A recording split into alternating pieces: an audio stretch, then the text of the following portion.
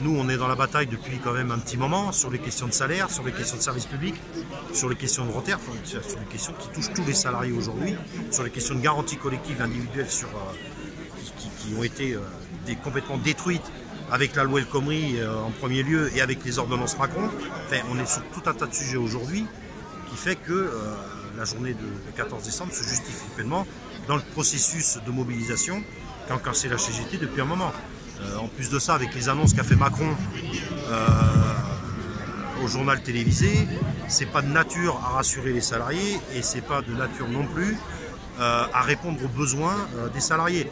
Annoncer une annonce de 100 € du SMIC, c'est un enfumage complet sans que ça coûte rien aux entreprises, c'est pas une augmentation du SMIC. Puisque déjà il y a une annonce qui était programmée d'augmentation du SMIC suite à l'inflation. Les 80 € qui viennent dans les 100 €, c'est ce qu'il avait déjà programmé sur la prime d'activité.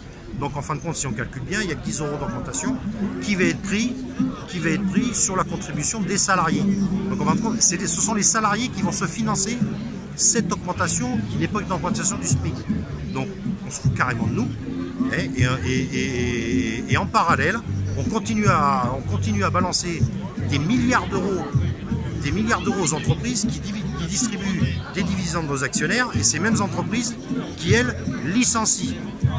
Alors, sur les heures supplémentaires défiscalisées et désocialisées. Et désocialisées, c'est une vieille recette du temps de Sarkozy qu'on voit qui ne marche pas. C'est-à-dire qu'on va dire aux salariés aujourd'hui, il faut que vous travaillez plus pour gagner plus et ça ne va pas créer d'emplois, au contraire, ça va en détruire.